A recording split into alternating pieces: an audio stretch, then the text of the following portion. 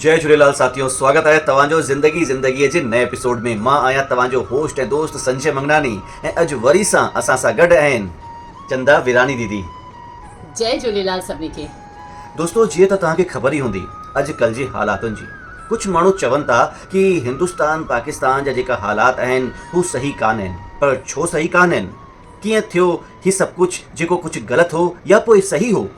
अगर तव्हांखे ख़बर न आहे त चंदा विरानी दीदी पंहिंजा वीचार पेश कंदा भारत पाकिस्तान जे अॼु जे हालातुनि ते, ऐं हिकिड़ी नई मूवी बि अची रही आहे जंहिंजी ज़िम्मेदारी ॿुधाइण ज़िम्मेदारी आहे चंदा विरानी दीदी जी। प्लीज़। जय झूलेलाल हिकु दफ़ो सभिनी खे।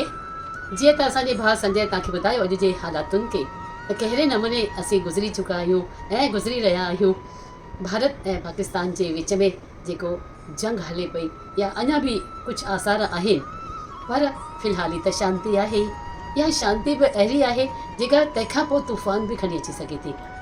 काई ॻाल्हि कान्हे, जेको हूंदो भारत त असांजो आहे ई आहे, त उहो भारत तमामु सुठे नमूने पाकिस्तान खे मज़ो चखाईंदो। काई ॻाल्हि कान्हे का। ऐं इहे हालातूं तव्हां त रोज़ु ॾिसो ई पिया टीवी में, त ख़ासि ॿुधाइण जी ज़रूरत कोन्हे। पर इन मुद्दे ते वेझराईअ में हिकु पिक्चर ठही हुई, द सिंध स्टोरी।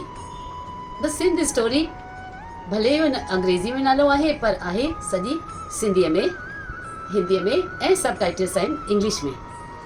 हीअ सिंधी पिक्चर आनंद मनवानी जी ठाही आहे, जंहिंमें ॾेखारियो वियो आहे त का भारत जी नारी सिंध पाकिस्तान में वञी करे चाहे थी त उते जे औरतुनि खे इहो ॾेखारिजे त असीं बि कंहिंखां घटि कोन आहियूं, ऐं उन्हनि खे उहे सभु ॻाल्हियूं, पंहिंजा हक़ वठण जूं ॻाल्हियूं सेखारनि। पर उते जे जेके ज़ालिम माण्हू हुआ उन्हनि खे इहा ॻाल्हि पसंदि कोन आई, ऐं उन्हनि खे ख़बर पइजी वई त हीअ ख़ासि भारत मां असांजे ज़ालुनि खे बरगुलाइण आई आहे शायदि। त इन्हनि ज़ालिमनि कहिड़े न कहिड़े नमूने हुनखे फासाए करे ऐं एतिरो त सतायो जो हुन जे मन में बग़ावत अची वई, ऐं हुन सोचियो त मैं कहिड़े बि नमूने हितां पाण छॾाईंदसि। चाहे हुन कुझु इहो बि ॾेखारियो त मां हिते आई आहियां पंहिंजे हिन सां न, पर कंहिं मक़सद सां। इहा ॻाल्हि त हुननि खे बिल्कुलु बि क़बूल न हुई। ऐं तंहिंखां पोइ जॾहिं हिन लेडीअ, भारत जी छोकिरी हिकु, उहा बि सिंधियाणी हुई, जंहिं तमामु बहादुरीअ सां मुंहुं ॾिनो सभिनी खे, ऐं आख़िर में जीत पातई। उहे चाहिनि पिया त हिन जो धर्म परिवर्तन कयूं ऐं हिन सां शादी करे हिन खे मुस्लिम बनायूं। पर चवंदा आहिनि न, सिंधी नारी सभ ते भारी। इहो तव्हां ॿुधंदा हिन पिक्चर में, सिंधी नारी सभ ते भारी। तमामु सुठे नमूने हुन हिमत सां, बहादुरीअ सां पंहिंजे देश भारत में पंहिंजी साहेड़ीअ खे ॿुधाए थी त मूंखे हिते प्रॉब्लम हीअं आहे।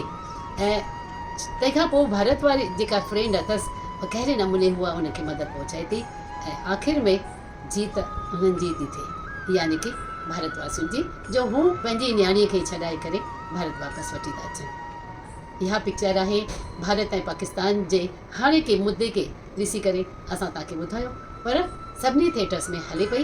तव्हां ज़रूरु ॾिसंदा, छो त हर सिंधी परिवार खे हीअ पिक्चर ॾिसण सां हिकु नॉलेज बि मिलंदो त असांजो जेके न्याणियूं आहिनि पाकिस्तान में, सिंध में, कहिड़े नमूने तकलीफ़ूं ॾिसी रहियूं आहिनि। 12,000 न्याणियुनि खे हिननि धर्म परिवर्तन करायो ऐं मुस्लिम बनायो आहे। तव्हां सोचे सघो था उते जूं हालतूं केतिरियूं न ख़राबु हूंदियूं असां सिंधियुनि जूं। हिकु मां सची ॻाल्हि थी ॿुधायां त कंहिं ख़ानदान में छोकिरी जी शादी हुई ऐं उहो वियो हो पार्लर में संभरण, पर उन जे गुंडनि खे, जेके ज़ोरावर आहिनि, उन्हनि खे ख़बर पइजी वई, ऐं उन्हनि छा कयो, मोटंदे महिल उन छोकिरे जी कार खे रोके उनखे किडनैप कयोसि। हाणे हिते शादीअ जूं तयारियूं त आहिनि, ऐं हिते ही छोकिरो घर कोन पियो अचे। तंहिंखां पोइ फ़ोन आयनि त अगरि तव्हां असांखे 40 लख ॾींदा तॾहिं छोकिरे खे छॾींदासीं। तव्हां सम्झी सघो था त ॿिन्ही धुरियुनि जी कहिड़ी हालत हूंदी। तमामु निज़ारियूं कंदे कंदे कंदे कंदे आख़िर 10 लखनि ते आया। 10 लख वठी छोकिरे खे छॾियऊं। त ही ॿुधायो ही कहिड़ो ज़ुल्म आहे असां सिंधियुनि मथां। रोज़ु ॿुधंदा आहियूं त कंहिं न कंहिं न्याणी खे भॼाए था वञनि, स्कूल जे छोकिरियुनि खे बि नथा छॾनि। त तव्हां ॿुधायो, छा इहो तव्हांखे क़बूल आहे? न। असांखे त छा, इंसानियत जे नाते कंहिंखे बि क़बूल न हूंदो त धर्म परिवर्तन थिए, ज़बरदस्ती शादी थिए, घर मां भॼाए वञनि। त अॼु जे हालातुनि खे ॾिसे इहा पिक्चर तव्हां ज़रूरु ॾिसिजो, द सिंध स्टोरी। शायदि मूंखे बि तव्हां उन में ॾिसंदा थोरी देरि लाइ, पर हर परिवार खे इहा पिक्चर ॾिसणु खपे। ऐं जहिड़े नमूने असांजा मोदी जी, अमित जी, राजनाथ जी ऐं असांजा टेई सेनाउनि जा मुखिया कहिड़े नमूने मुंहुं ॾेई रहिया आहिनि पंहिंजे देश भारत खे अॻिते करे ऐं पाकिस्तान खे मज़ो चखाए रहिया आहिनि। त तव्हांखे ऐं मूंखे ऐं सभिनी खे पक आहे त जीत असांजी आहे ऐं असांजी थींदी। ऐं हीउ जेको POK चवनि था न पाकिस्तान ऑक्यूपाइड कश्मीर, जंहिंजे लाइ असांखे पूरो विश्वास आहे त असां उहो हासिलु करे ई रहंदासीं, त उहो ज़रूरु थींदो। थोरो वक़्तु लॻंदो, कंहिं न कंहिं नमूने असांखे इहो पंहिंजो टुकड़ो त मिली ई रहंदो ऐं तंहिंखां पोइ असां त तमामु घणियूं ख़ुशियूं मल्हाईंदासीं। संजय जी, तव्हांखे बि ख़बर हूंदी त बिल्कुलु। इहो POK जॾहिं असांजे हथ में ईंदो त केतिरो न भारतवासी ख़ुशि थींदा। ज़रूरु। त अॼु असां वधीक न ॿुधाए करे तव्हांखे एतिरो ई था ॿुधायूं त तमामु घणियूं हालतूं सिंधियुनि जूं ख़राबु आहिनि सिंध में।